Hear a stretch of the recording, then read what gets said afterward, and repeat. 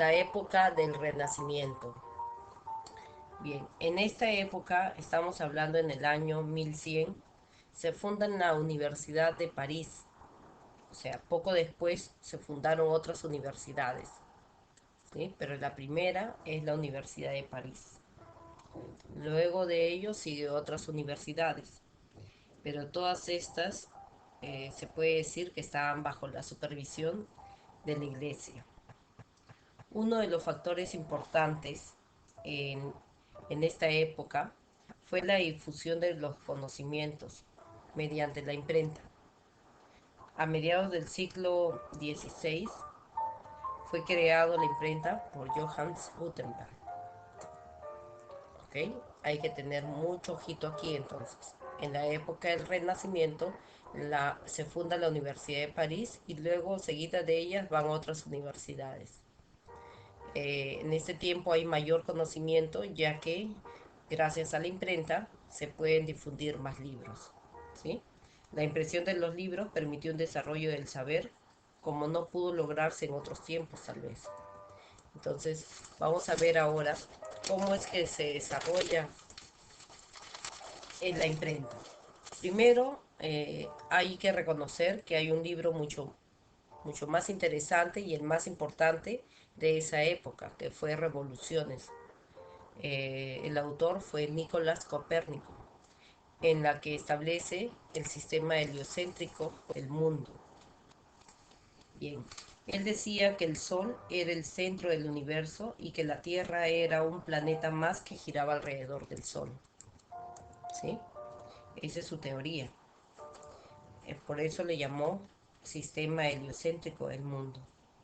Sin embargo, ¿no? Estas ideas fueron rechazadas durante todo un ciclo por la Iglesia Católica, ya que contradecía con lo que la Biblia planteaba. Bien.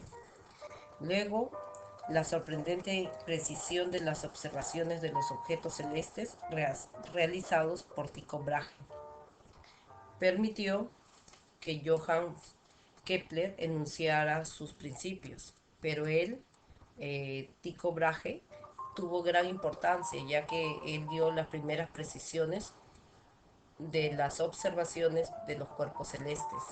¿Sí? Bien. Luego de Tycho sigue Johann Kepler con sus tres leyes de movimiento de los cuerpos celestes. ¿Sí? Ya. Muy bien. ¿Qué vamos a hablar sobre Kepler? Llevó a la astronomía a un nivel fundamental. ¿Ok? Con él se puede decir que se inició la astronomía y llegó a su fundamento teórico de las tres leyes del movimiento de los cuerpos celestes. ¿Sí? Bien. Ahora vamos a hablar sobre los años 1600, en la que aparece el libro Magnet de William Gilbert, en la que por primera vez se realiza un estudio del magnetismo terrestre y de los fenómenos electromagnéticos. ¿Ok? Entonces vamos a tener en cuenta esto, ¿sí? Aparece a William Gilbert con su libro Magnet, que tiene que ver sobre el magnetismo terrestre y de los fenómenos electromagnéticos. Bien, como te das cuenta, en la época del Renacimiento ya hay conocimientos, ya se puede hablar sobre conocimientos comprobados, incluso en alguno de ellos. Aparece la imprenta, los primeros, de repente por mirar por microscopio, por algún instrumento que de repente ellos crearon en su momento, ¿no? Y que eran muy básicos, pero lograron ver también los cuerpos celestes. Bien, luego de ello, en el siglo XVII, aparece la Revolución Francesa, ¿cierto? Entonces nosotros lo vamos a llamar como la revolución de la física como ciencia. Bien, aparece en ese entonces Francis Bacon en el año 1561 a 1626, como también Galileo Galilei de 1564 a 1642. ¿Ok? Bien. Francis Bacon, que nació en 1561 a 1626, utilizó el método inductivo. Él reclamaba que para el trabajo científico la aplicación del método inductivo debe ser fundamental, ya que consistía en conducir un experimento ordenado y planificado con este método. Por ello, él prevalece de que debe de iniciarse el método inductivo para todo conocimiento científico. Ya está. Él es Francis Bacon. Ahora seguimos con Galileo Galilei. ¿Sí? Muy bien, Galileo Galilei en 1564-1642 fue considerado como el padre de la física moderna. Ajá, dato importante, padre de la física moderna. ¿Sí? Con un enfoque científico, criticó las ideas aristotélicas del movimiento, realizando grandes aportes como el movimiento rectilíneo, la caída libre, el lanzamiento de proyectiles, ¿sí? Y fue uno de los que introdujo por primera vez el método científico, ¿sí? En las ciencias físicas. Contribuyó al origen y desarrollo de la astronomía telescópica. En 1609 construyó un pequeño telescopio de refracción. Lo dirigió hacia el cielo, descubriendo que Venus giraba alrededor del Sol, así como también 4 satélites de Júpiter. Así fue como comenzó a pronunciarse y a escribir a favor del sistema heliocéntrico, defendiendo la idea de la Tierra giraba alrededor del Sol, poniendo en duda la creencia de que la Tierra era el centro del universo. Por sus intentos de difundir este sistema, lo llevaron ante la Santa Inquisición. Fue duramente cuestionado Galileo Galilei, donde cuando se presentó a la Santa Inquisición, lo obligaron a renegar de sus creencias y de sus obras, pero sus ideas no pudieron ser borradas. Luego de Galileo Galilei aparece por ahí el holandés Christian Huygens en 1629 a 1695. Él propuso la teoría ondulatoria, ¿sí? De la luz. La teoría ondulatoria de la luz. Al percibir la luz como ondas mecánicas, explica diferentes fenómenos, como la polarización de la luz. Perfeccionó el telescopio, ¿sí? Y pudo descubrir los anillos de Saturno y uno de sus satélites, al cual lo llamó Titán. Él también inventó el reloj del péndulo. Bien, ahora vamos a ver a Isaac Newton. Es considerado como el padre del estudio de la mecánica y del movimiento planetario. Isaac Newton. ¿Ok? Tuvo sus grandes aportes en varias partes de la física, de la ciencia. Por eso se le llamó que fue una persona polímota. ¿Por qué? Porque tenía muchos estudios en física, era alquimista, era teólogo, pero sobre todo creía en Dios. ¿Ok? Entonces, no olvidar, Isaac Newton, padre del estudio de la mecánica y del movimiento planetario. Es el padre de la teoría de la luz y del color. Es el padre del cálculo diferencial e integral. Define las leyes del movimiento mecánico y la ley de gravitación universal en su obra Principia. ¿Ok? Bien, ahora vamos a ver. Isaac Newton no solamente es conocido por sus grandes aportes, sino porque fue uno de los científicos, ¿no? De sus tiempos, a comparación de los otros, que creía profundamente en Dios. Muy bien. Entonces, considerada la obra más importante de la historia de la ciencia y el fundamento científico de la moderna visión del mundo, estamos hablando de su gran obra cumbre, Principia. ¿Ok? Sus descubrimientos y teorías fueron la base de la mayor parte de los avances científicos desarrollados desde su época. Entre los principales aportes que realizó Isaac Newton a la ciencia figura.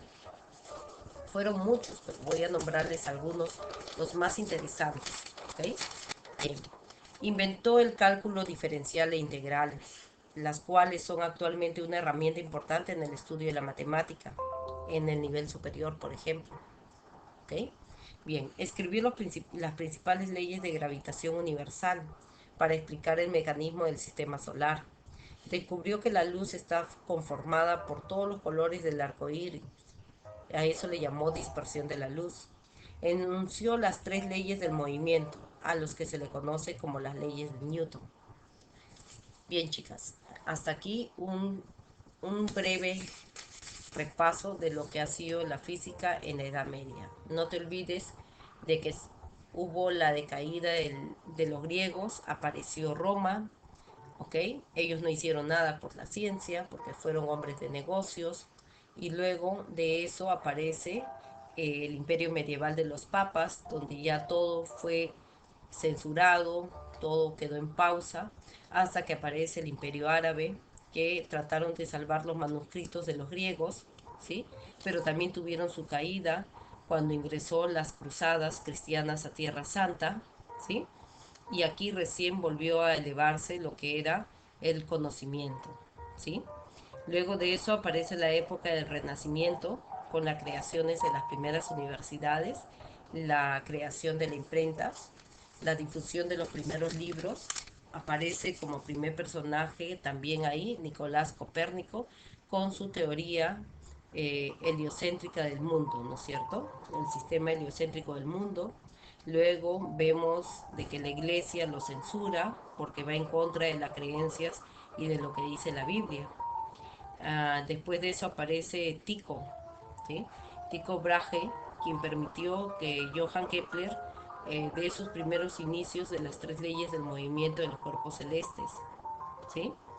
Y luego de Kepler sigue William Gilbert con su libro de Magnet, ¿sí? Que habla sobre el magnetismo terrestre y los fenómenos electromagnéticos. Después de él sigue la revolución de la física como ciencia, con Francis Bacon, quien induce y dice que el método inductivo es muy importante para todo experimento. Luego sigue Galileo Galilei, considerado padre de la física moderna, ¿sí? Criticó las ideas aristotélicas, pero Galileo Galilei da muchos aportes en cuanto a lo que es movimiento rectilíneo, caída libre y el movimiento parabólico. Él fue uno de los más cuestionados por la Santa Inquisición, ¿sí? También se puede decir que Galileo Galilei construyó su primer telescopio en forma muy rudimentaria y muy básica, logrando ver lo que giraba alrededor del Sol y los cuatro satélites de Júpiter. Luego de Galileo Galilei sigue Christian Huygens, quien él habla sobre la luz, la teoría ondulatoria de la luz. Creó el primer o inventó el primer reloj de péndulo. Luego de él sigue Isaac Newton, padre de casi todo, ¿no? Estamos hablando del padre de la teoría de la luz y de color, padre del estudio de la mecánica y del movimiento planetario, padre del cálculo diferencial e integral, ¿no? Y sobre todo se le conoce por su obra también, Principia, considerada la obra más importante de la historia de la ciencia y el fundamento científico de la moderna visión del mundo.